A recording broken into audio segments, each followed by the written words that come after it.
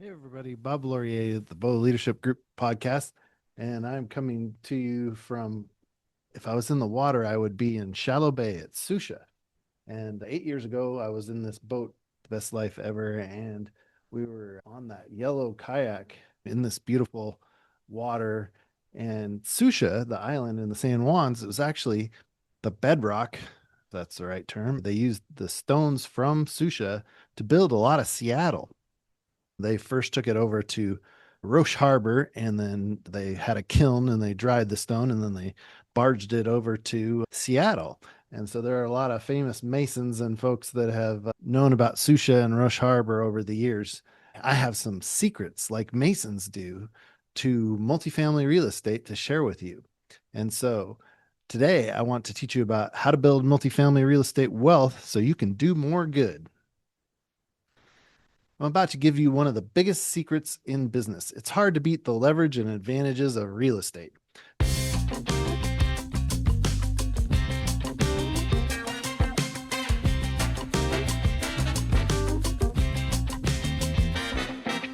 Charlie Munger knew it, Warren Buffett knows it, and many doctors and lawyers get wealthy because of real estate. Location, location, location, not because of education at medical school and law school.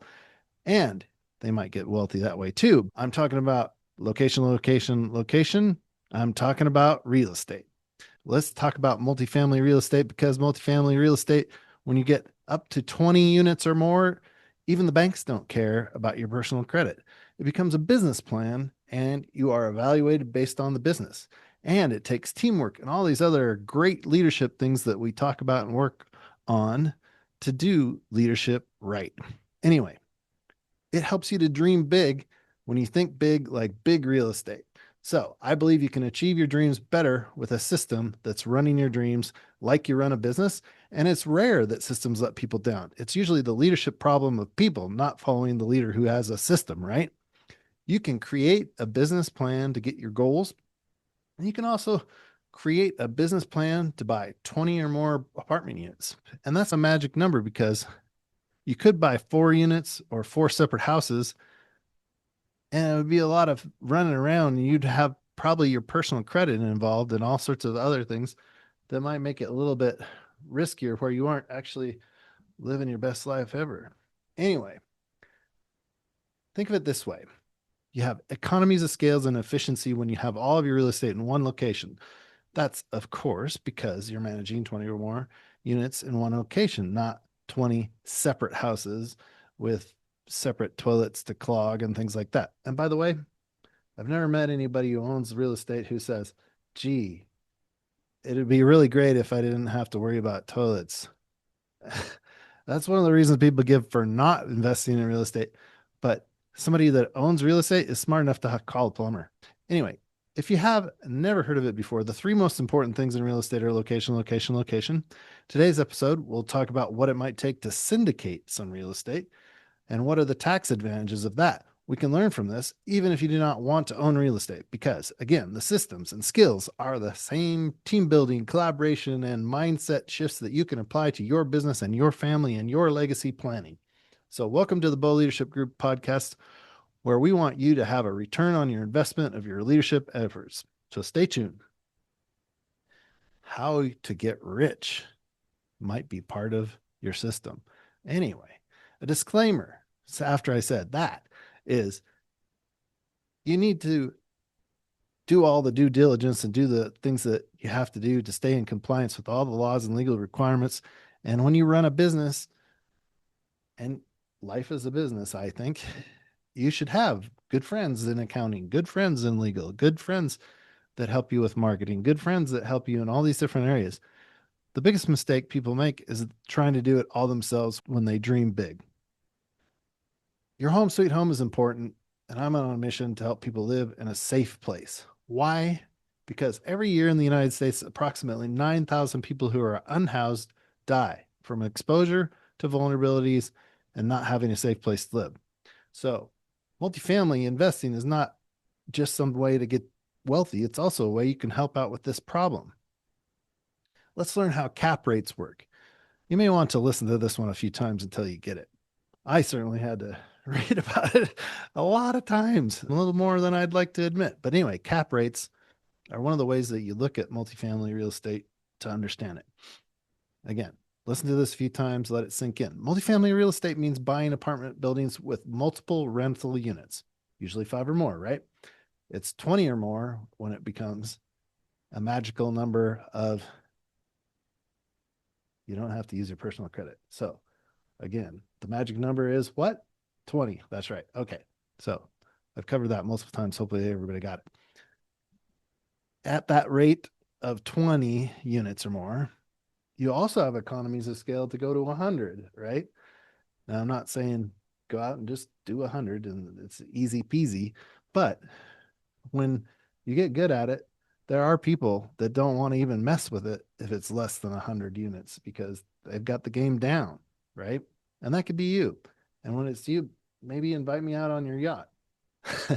Anyway, commercial investment follows a plan and not your personal credit. Investors make money from cash flow, number one, monthly income after all expenses are paid, and two, appreciation. The property values do increase over time historically. And three, tax benefits like depreciation and cost segregation. We'll talk about cost segregation a little bit later, but it is a deep subject that is worthy of an accountant. I am not an accountant. I am not a lawyer. I'm not a certified investment strategist, and I am not a fiduciary. So all of those people are handy to have around. And a fiduciary is somebody who actually has your best interests in mind. A lot of stockbrokers out there are not fiduciaries. A lot of people getting you to invest in real estate scams are not fiduciaries. So do your homework and your research. But there are tax benefits like depreciation and cost segregation. That's a fact. The equity buildup is another way you make money. Tenants are paying down your mortgage. The key number to understand, though, is the cap rate or capitalization rate. It's calculated as cap rate equals net operating income, or often abbreviated as NOI, over the purchase price. So the numerator is net operating income. You write that down, slash over purchase price. For example, write this down. If you have an apartment and it brings in 100,000 in NOI and you buy it for $1 million, you take the NOI and put it over the million, right? So the 100,000 over the 1 million, and that equals a cap rate of 10%. So the math is really easy on that one, right? But it obviously would be different and depend on your numbers. You could pay $427,396 and the math would be just as easy with the calculator.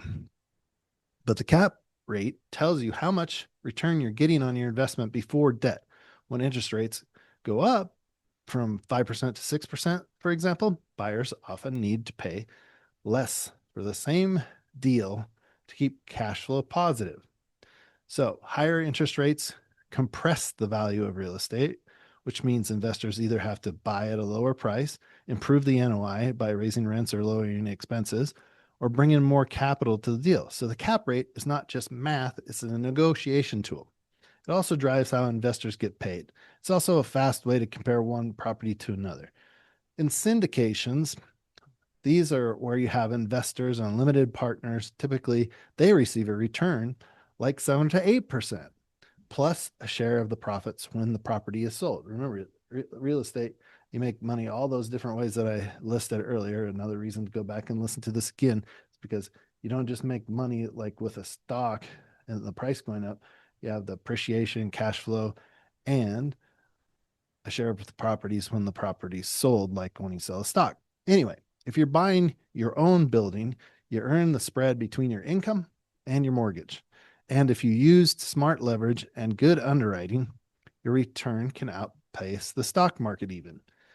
Now, there are ways to make money in the stock market, and I think the stock market is a great way to build wealth too. And maybe later we'll talk about selling some puts and making a little money on the options when you get into a stock. But let's look at how cash flows work and cap rates are different in real estate. So again, we're looking at cash flow and the cap rate and how they're different in real estate. I look at these things simply like a fifth grader might, because that's how I can make it simple enough to understand.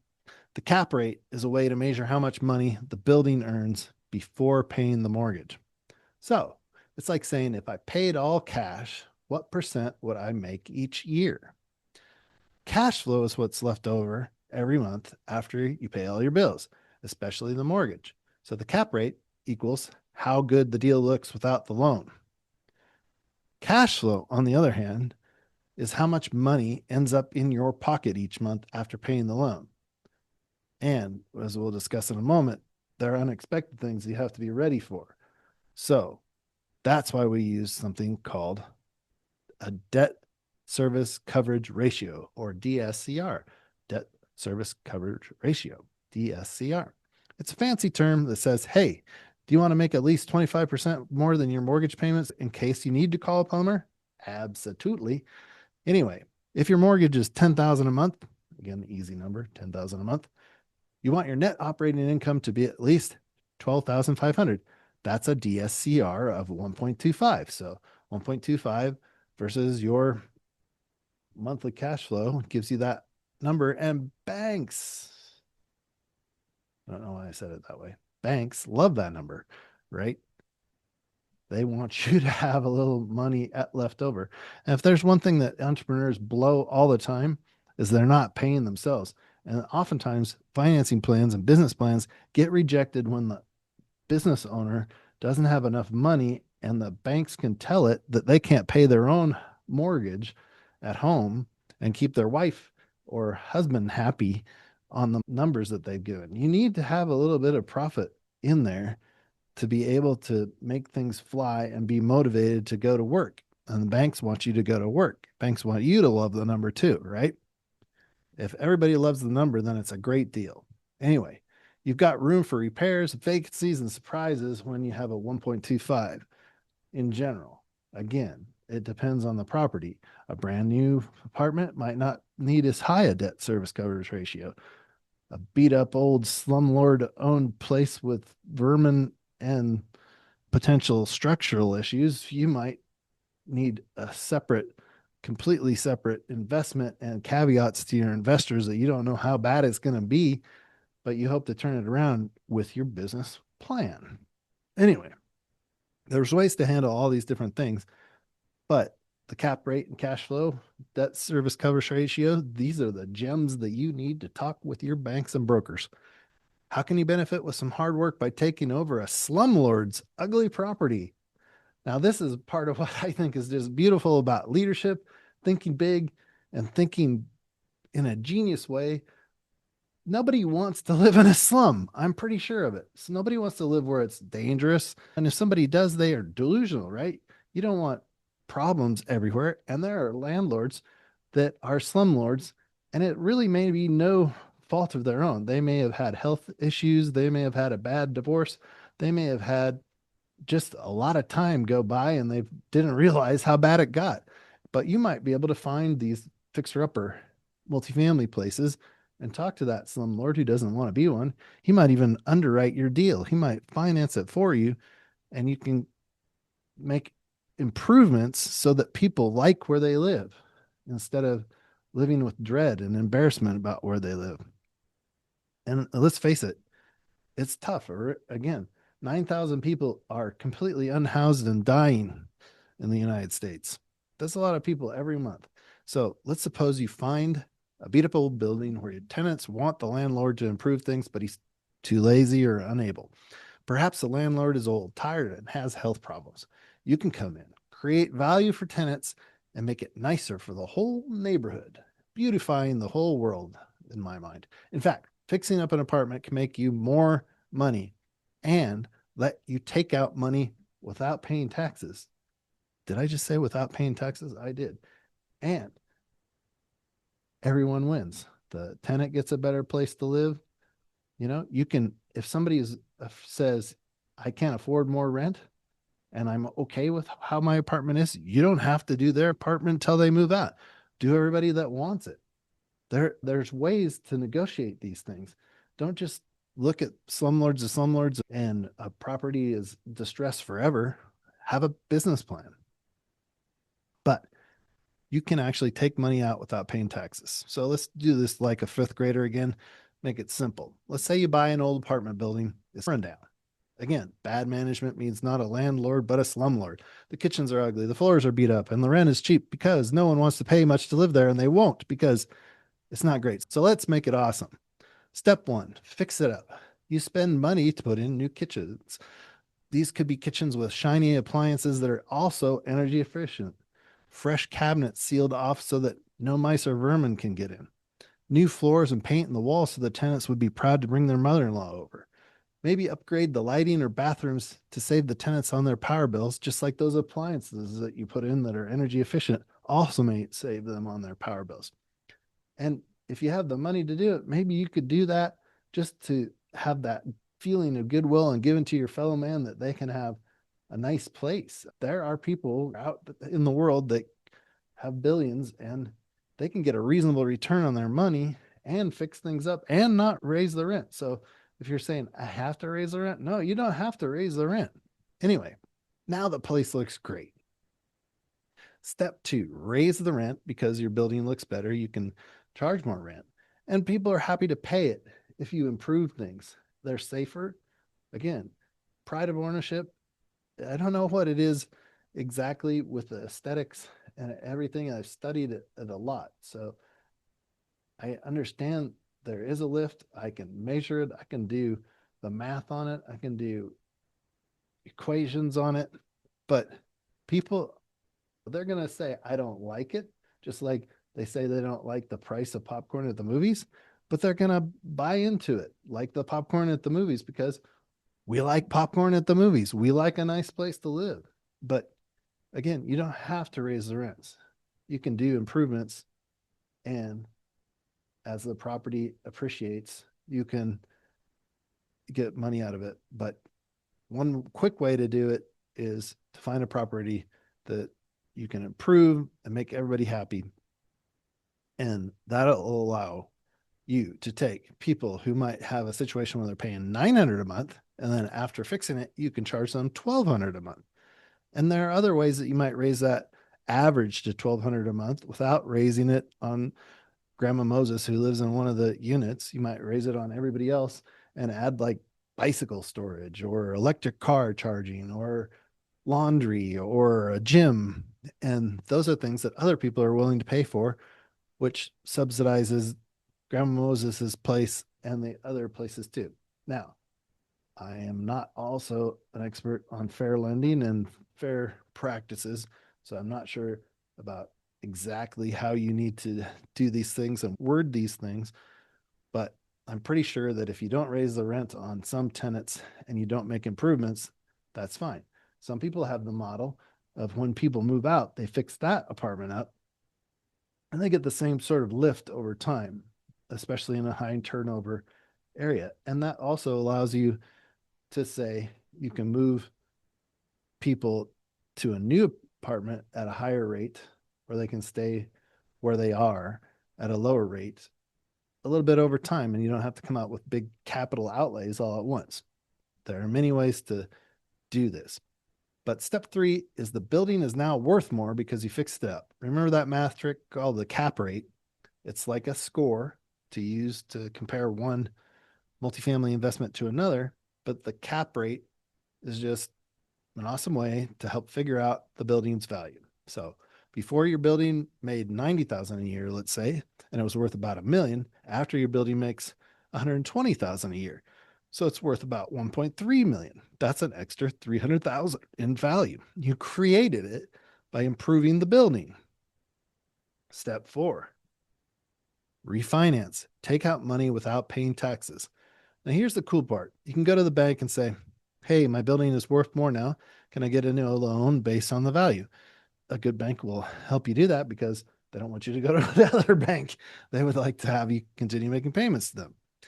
The bank says yes, and then you get a new loan, maybe for 1.1 million this time, and you use part of that money to pay off your old loan, and the rest you can take and keep, or maybe invest it in a swimming pool for your property, or again, laundry facilities, or other things that might make you money over time. And also, if it makes money, it improves the cap rate, right? How would you like $100,000 or $200,000 tax free? It's tax free. Why? because loans aren't income. In the accounting schemes of the world that I did not invent, and you need to talk to an accountant and an attorney sometimes, you don't pay tax on borrowed money, though. That's the general idea of it. It's like getting paid without getting taxed. So, in summary, buy a fixer upper. Let's say a 20 plus unit building. Make it nice. Make it nice for people and safe for people and add value to their lives. Raise the rent and raise the rent in a way that makes everybody happy. Rent goes up, value goes up. Refinance it, take money out, tax free. You still own the building, it's still making cash flow, and now you have cash in hand to do it again. Again, and another thing that can happen in this process is, let's say you have a 3-year deal with your investors to get 6 to 8% in 3 years. If you can raise the rents in the first 2 years, you might be able to speed that up and take a loan out and pay off your investors and keep the building. And you might be able to, if you're keep that building for 30 years, leave the rents as they are and continue to improve things because you'll own the building free and clear. Now, that's a real legacy. And there's nothing like tax-free cash in hand. Anyway, Ecclesiastes 11:6 says, sow your seeds in the morning, and in the evening let your hands not be idle, for you do not know which will succeed. The Bible encourages us to dream big, to work diligently, and to steward opportunity. Luke 12:48 reminds us, to whom much is given, much will be required. My mentor, John Maxwell, brings that up all the time. And it really is one of the things that makes life worth living, is being able to do the right thing. And if you're being stirred to build wealth, it may not just be for your comfort. It might be part of your calling, because what would you do with the money that you had to advance your cause? Some people want to improve literacy. Some people want to help homeless people. Some people want to improve vaccines to help people to eradicate polio and other diseases in the world. It may be just because your vision isn't about you alone. So why bigger means better? Sometimes it means you have a team. And sometimes it means doing things at scale means working with others. Whether it's multifamily real estate or launching a mission-driven business, you can't do it alone. Teamwork isn't just practical, it's spiritual. And Ecclesiastes 4:9 says, two are better than one because they have good return for their labor. And there is something magical about that in economics too, because when you add two people and they're able to share the load, carry the ladder or other tools together, do things together, they do get more work done. Their productivity is higher than if they're working alone. Maybe it's you don't want to let your fellow man down. Whatever it is, you can improve disciplines and relationships, and this can help you with funding, legal issues, leadership, operations, and it's universal for anybody called to build. Now, there could be resistance to this in the beginning, a lack of collaboration, and the first response from your spouse might be, no, that's okay. Resistance is often the first step towards alignment. Collaboration requires influence, and influence begins with clarity, and leadership is nothing if it's not influence. So you get to build your leadership skills just trying to do something like this and dreaming big. And one of the funny things about multi-level marketing, which, to be honest, I haven't seen go away, and it's been around for a long time, and people have said it's going to stay. And there are things that are similar in e-commerce that are like multi-level marketing. But one of the fascinating things about it is nearly no one is successful, even at multi-level marketing, the first time they try it. Do not do anything illegal. Do not do anything that cheats your fellow man, because I think, honestly, it chips away at your own soul. But if you want to live your best life ever, it's usually about making memories with other people, celebrating those victories along the way. And to raise money from others, that's one way to do real estate investing. And most anyone that I've ever heard of that's in their 20s, unless their parents give them a bunch of money, or rich Aunt Alice or something, they don't have the money to buy a multifamily unit. But collaborating with others, you might be able to get the job done by learning from people that have done it before you. So investors, donors, and customers You need to give them a reasonable, compelling story. And I think that's a lot of what marketing does and advertising as well when done right. You're giving a reasonable offer, information that shows why people need something. There's people that worry about all their personal information being shared in the world. But if you do share your personal information with people, sometimes you get what you need to move ahead. And so it takes a little bit of vulnerability to say, hey, I don't know how to do this, but I want to learn how to do this. And once you learn how to do it and you learn what the value is to customers, you can share that with customers too. Whether you're selling a widget or a multifamily building, there are benefits and barriers to buying. So think about it in those ways. List out your barriers, list out your benefits, and think about what do you have to do. And some of the people that I've known that have been best at making money do things the fastest way possible. But it may have more of a soul value for you if you can actually improve a slum, improve an area where people need things. And it's serious business when you look at it that way, right? If you're syndicating, it takes legal help to avoid going against the SEC, and what the SEC wants you to do can be complex. So there are things you can say to an accredited investor, somebody that knows the business, versus your Aunt Alice or somebody in your family who isn't an accredited investor. In fact, you probably need to approach those people first and say, hey, I'm doing real estate. See if they have any interest in real estate. If they don't, move on, right? But if they did show some interest, then you need a separate approach from them. That's an SEC rule. You can't just go up to people and get them to invest in one sitting. That by itself is against the law. I've only recently learned that. I don't know what the law is. I'm not a lawyer. I'm not a fiduciary. I'm not an accountant. And I don't even own any multifamily real estate at this moment, but I want to, and I hope to in the next 90 days. Anyway, if you get into trouble pitching to friends and relatives without following the SEC rules, shame on you. This is leadership and multifamily mindset. Leadership in real estate starts when someone trusts you enough to put their money behind your vision. And that's true no matter what your vision is, whether it's multifamily real estate or not. Multifamily is just one tool, but it's a really great tool in terms of the 4 ways you can make money. And tools plus money equals impact. You need tools and money to build and to have an impact and leave a legacy. And people always talk about with real estate investing other people's money. And it isn't a shortcut because you need to provide value and communications and help those investors. And investors might like the idea of a steady monthly income from tenant paid rents over the volatility that we're having in the stock market right now today. It goes up and down. Or you're worried, we just bombed Iran. What is that going to do to the stock market? If you have stabilized rent in a good building and you're providing value to people that live there, it's pretty stable. Rides through the recession pretty well, usually.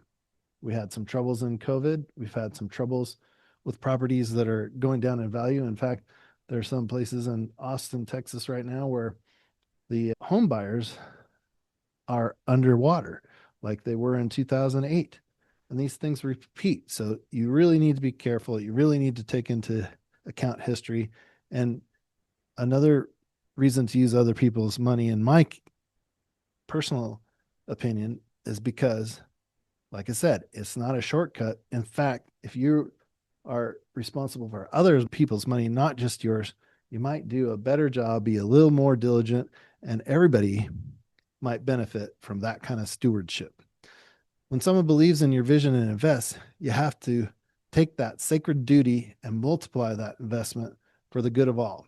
Real estate is one of the most direct ways to provide lasting value. It creates homes, jobs, dignity, and yes, cash flow. And cash flow gives you freedom. Whether you're a doctor, lawyer, or a Walmart truck driver, here's a key strategy that can serve you. Investing in real estate and using an advanced real estate technique called cost segregation. This is the one I talked about earlier, and it's basically a way to save on your taxes. Now, this is particularly effective for doctors, lawyers, people with big incomes, And sometimes Walmart truck drivers make pretty good money, 80 to $120,000, I've heard. I don't know if that's correct, and I don't know what sorts of expenses that entails, but do your due diligence, and cost segregation can help you to accelerate depreciation on your investment property. Instead of depreciating the building over 27 and a half years or 30 years, you break out parts of it, like the appliance that you just added, the flooring, the lighting, anything that wears out faster. And you depreciate those over 5, 7, or 15 years. That means in year one, you could probably show a paper loss on your taxes, which offsets earned income. For high income earners like doctors or lawyers or anyone making a steady W 2 income, this can be a powerful way to reduce your taxable income legally. It's how many successful investors shelter thousands of dollars in income while building equity and cash flow. But to use this strategy, you need to qualify as a real estate professional and invest through syndications where the cost segregation benefits flow to you as a limited partner. So it involves some more structure. Oftentimes people will have trusts and other things when they're operating this way, and it becomes more complicated the more layers you get. But at the same time, I know not of too many other deals where you can have this kind of cost segregation. People do have cost segregation and are able to do similar things with aviation and jet ownership and things like that. But the FAA is more likely to be involved and get in your hair. And they're also likely to send the IRS your way if you're doing aviation things. Even if you're doing things correctly, it may take more time to deal with the federal people that are looking over these areas like aviation. Whereas in real estate, people are pretty pro real estate in the federal government and in the business community because it provides that value that we all want, that roof over our head. It's a basic need. Anyway, why real estate isn't just money, it's a mission. Housing is just not a need. Again, it's a crisis. And in the US, 700 unhoused people die every single month due to exposure, illness, or violence. And that's, again, I said 9,000 people a year. Your project, your multifamily complex could literally save lives. Well, if it's not a sin, hoarding is. And if you have it in your heart to help and you have it in your heart to own these assets, let them let you serve. That's why multifamily real estate done ethically is one of the most powerful levers for social good. Now, mindset into a movement. In business school, we learned that mindset isn't valuable until the rubber hits the road and you take action. That's the rubber hitting the road is the action part. And mindset isn't just belief, it's behavior over time in a systematic way, ideally following a business plan. And as our friend Tony Robbins suggests, we not only take action, but we take massive action. Let's build the habit of thinking bigger, acting with integrity, inviting others into the journey. And whether you're a GP, LP, donor, or a dreamer, your mindset is the foundation. Your message is the multiplier. And thanks for listening to the Bo Leadership Group podcast, where we want you to get an ROI in your leadership efforts. Go to the boleadershipgroup.com website and email me, and I'll send you a 90-day plan to multifamily real estate so you can see some of the elements to buy multifamily real estate. It's not an offer. I'm not selling you anything whatsoever. I'm just showing the kinds of things that one should think about if you're investing in multifamily real estate like I plan to do. No, this is a partial plan with broad strokes. What to do. There are lots of details to iron out. Realize that you can do it, though. Realize that you should get professional real estate, legal, and accounting information and consultations from trained professionals with real estate experience before moving ahead with any real estate. And it's often much better to follow someone who's had that, been there, done that, right? They know how to do it. Ideally, you would set up LLCs and trusts and other things and frameworks to protect your investments in your family, and the cash flow and the opportunities from real estate can be very powerful tools to move you ahead so you can make a real difference in the lives of others. Remember, leadership is about serving others. To do that, you must take care of yourself and your assets with good legal, accounting, and business counsel. Bless you, and take care of your purpose and dreams so that they can take care of you. Work on your business plan. We'll see you next time.